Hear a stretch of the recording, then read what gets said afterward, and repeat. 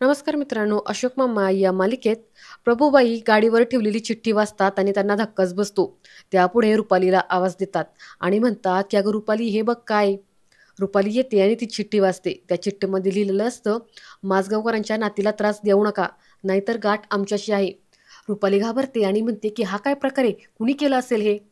प्रभूबाई घाबरतच म्हणतात की मला काहीच कळत नाहीये ग, मी जाते. रुपाली म्हणते अगं पण हे कुणी केलंय शोधायला नको का. प्रभूबाई मात्र काही न ऐकता तिथून थेट घरी निघून जातात. तर इकडे सोसायटीच्या हॉलमध्ये देसाई, तोरणे, देशमुख, सातपुते हे सगळेजण गप्पा मारत बसलेले असतात. सत्यनारायणाची पूजा हा यांचा टॉपिक चाललेला असतो. देसाई म्हणतात त्या माझगावकरांना सांगा म्हणून पंचपक्वानाचं जेवण तरी द्या. सातपुते म्हणतात मी तर म्हणतो यावेळी स्वस्तात सोडायचंच नाही माझगावकरांना. जनार्दन म्हणतात अरे एक नंबरचा कंजूस माणूस आहे, साधेपणाचा फक्त अवांत आहे, बाकी ही सगळी नाटकं आहेत. देशमुख म्हणतात की त्यांच्या हातून एक पैसा सुटत नाही, हेच खरं आहे. तोरणे म्हणतात या हो मुलाचं लग्न केलं देशमुख, पार्टी सुद्धा दिली नाही त्यांनी. देसाई म्हणतात अरे मग काय अर्थ आहे आपण एवढे वर्ष त्यांच्या शेजारी असण्याचा. जनार्दन म्हणतात की त्यांची ही चिडचिड आपण सहन करायची, त्रास दुःख आपण वाटून घ्यायचं आणि आनंद मात्र आपण वाटून घ्यायचा नाही. तोरणे म्हणतात तो अनिश पण त्यातलाच आहे, आपण पूजेला बस म्हटलं होतं, ऐकायलाच तयार नाही. देसाई म्हणतात अरे कसं ऐकत नाही ना तेच बघतो मी, भैरवीलाच सांगतो, आज मी अशी पिन मारतो ना, पूजेला पण बसेल आणि जेवण पण देईल पंचपक्वानांचं. तेवढे तिथे रुपाली येते आणि ती देसाईंना म्हणते की अहो जरा इकडे या ना. पुढे ती सगळ्यांकडे बघत म्हणते की तुम्ही काही महत्त्वाचं बोलताय का. देसाई म्हणतात म्हणजे काय खूप महत्त्वाचं, माझगावकरांकडून पाठी कशी उकळायची ना त्याचं प्लॅनिंग चाललंय. तोरणे म्हणतात आणि नुसतंच प्लॅनिंग नव्हे, गणी मी कावा करतोय, गणी मी कावा.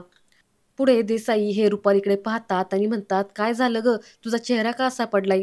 रुपाली घाबरतच सांगते अहो ते ना सोसायटीमध्ये एक भलताच प्रकार घडला. ते प्रभूबाई आहेत ना, त्यांच्या गाडीला कोणीतरी चिठ्ठी लावलेली आहे. त्यात प्रियाला धमकी दिलेली आहे की माझगावकरांच्या नातीपासून दूर राहा, नाहीतर गाठ आमच्याशी आहे असं लिहिलंय. यावरती सगळ्यांनाच धक्का बसतो.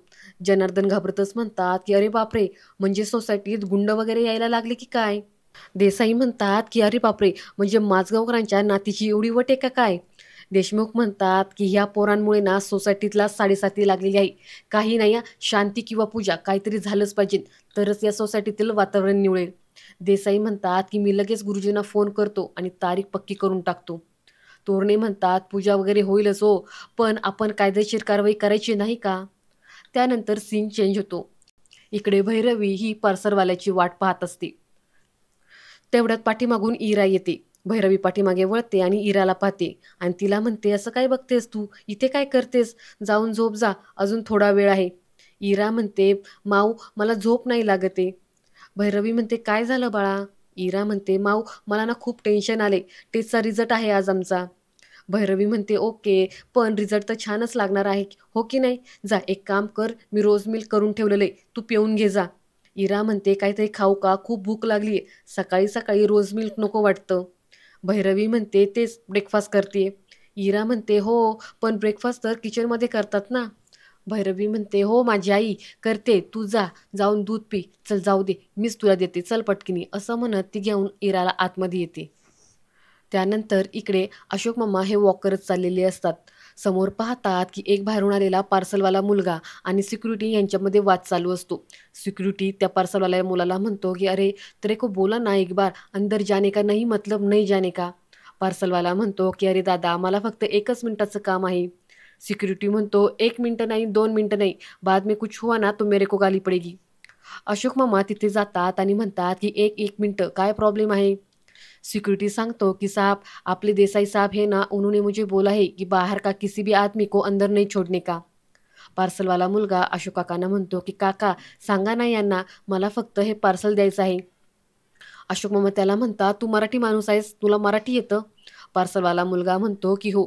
अशोक मामा त्याला जवळचीच लिहिलेली पाटी वाचायला लावतात आणि म्हणतात की हे बघ काय लिहिलेलं आहे, फेरीवाले आणि विक्रेते यांना परवानगी नाही, शिस्त म्हणजे शिस्त. पार्सलवाला म्हणतो की अहो काका मी काही फेरीवाला किंवा विक्रेता नाहीये, मी तर हॉटेलचा डिलिव्हरी बॉय आहे आणि मला हे पार्सल द्यायचं आहे 102 मध्ये. 102 फर्स्ट फ्लोअर माझगावकर.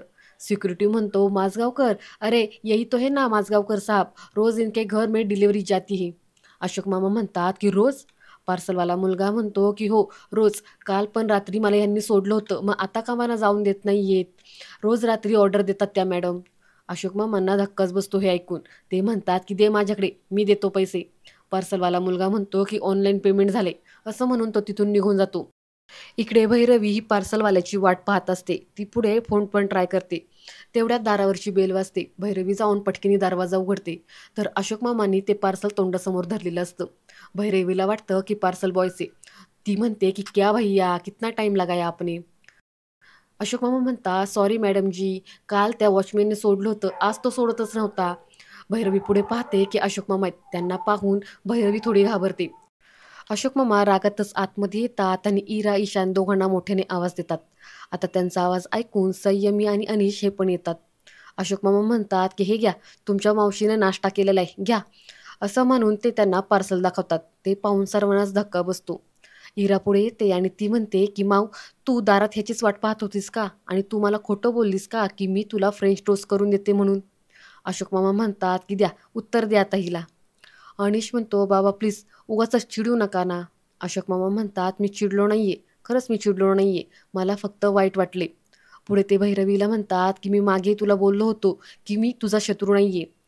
भैरवी म्हणते की हे बघा, माझी सकाळी घाई असते, मला नाही जमत. अशोक मामा म्हणतात, आणि रात्रीचं जेवण पण मागवलं होतंस का?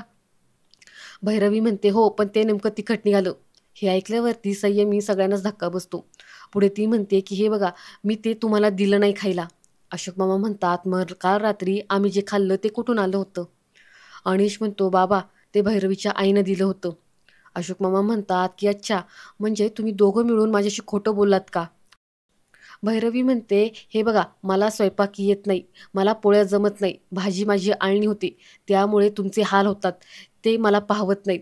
माझ्यामुळे तुम्ही सगळेजण उपाशी राहतात, ह्याचा मला त्रास होतो. अशोक मामा म्हणतात, तू शिकून घे ना मग स्वयंपाक.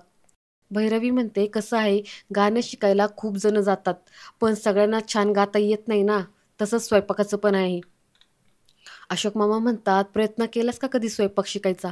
भैरवी म्हणते, पण स्वयंपाक करणं हा माझा स्किल सेट नाही आहे. माझा जॉब हा माझा स्किल सेट आहे आणि मी अत्यंत तो मनापासून करते, पॅशनेटली करते, आणि त्याचे मला उत्तम पैसे मिळतात. आणि हो, त्याच पैशातून मी एक चांगली स्वयंपाकाला बाई पण ठेवली होती तर. अशोक मामा पटकेनी म्हणतात, 3 दिवससुद्धा ती टिकली नाही. 3 दिवस. मी असं म्हणत नाही की तूच खपून स्वयंपाक केला पाहिजे. फुलराणी करत होती तर तू तिला कामावरून काढून टाकलंस. स्वतःच्याच हाताने स्वतःच्या पायावरती धुंडा मारून घेतलास की नाही? अनिश म्हणतो, बाबा, फुलराणीला कामावरून काढून टाकायची कारणं वेगळी होती. अशोक मामा म्हणतात, काय कारणं होती? तर भैरवी अनिशला खुणूनच सांगते की प्लीज काही सांगू नकोस. तर इकडे संयमी सुद्धा फार घाबरलेली असते. अशोक मामा परत एकदा म्हणतात की अनिश, सांग ना मला, काय कारण होतं?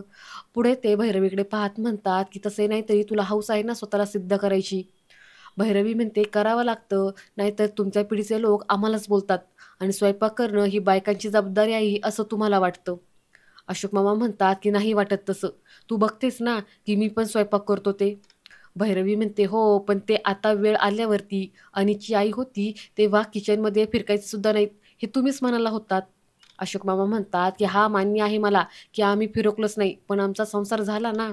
भैरवी म्हणते, कारण तुमचं नशीब चांगलं होतं हो, तेव्हाचा काळ वेगळा होता, आत्ताचा काळ वेगळा आहे. अशोक मामा म्हणतात, म्हणूनच मला तुमची जास्त काळजी वाटते. तुम्ही रोज बाहेरून अन्न मागवताय, पण ते कसं बनतंय हे माहीत आहे का तुम्हाला? ते माहीत नसतं. भैरवी म्हणते, अहो, लाखो लोक तेच अन्न खातात. अशोक मामा म्हणतात, आणि लाखो लोक आजारी पडतात.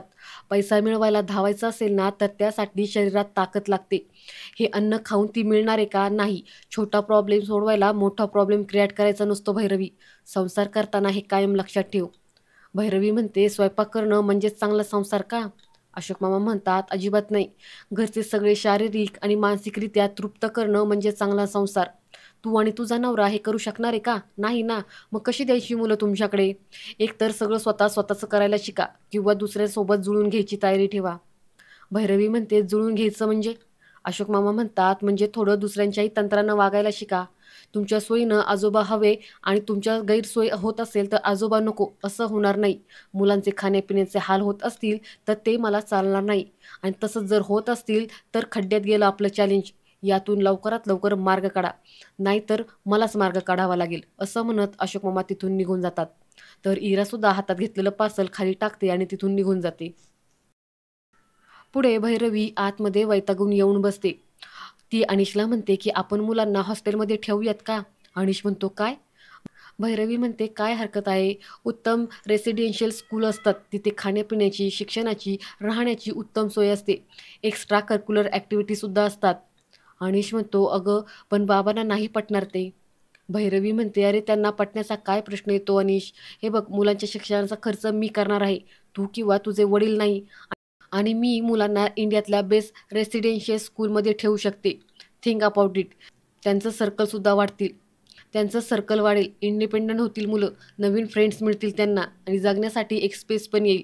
आणि सगळ्यात महत्त्वाचं म्हणजे या वाढत्या वयात आता इथे होतात ना खाण्यापिण्याचे हाल, तसे तरी होणार नाही. कळतंय का तुला मी काय बोलते ते?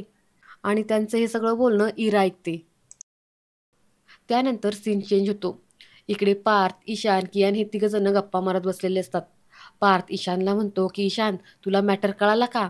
ईशान म्हणतो कसला मॅटर? पार्थ म्हणतो अरे त्या प्रभू काकू आहेत ना, त्यांच्या गाडीत कुणीतरी चिठ्ठी लिहिली होती, त्यात लिहिलेलं होतं की माझगावकरांच्या नातीला त्रास देऊ नका अशी. ईशान म्हणतो काय सांगतोस? माझगावकरांच्या नातीला त्रास देऊ नका म्हणजे नेमकं कोणाला? इराला का संयमिताईला? कियान म्हणतो अरे त्यात आम्हाला कसं माहीत असणार आहे? ईशान म्हणतो ती चिठ्ठी कोणी ठेवली असेल बरं? पार्थ म्हणतो एलियन तर नसेल ना?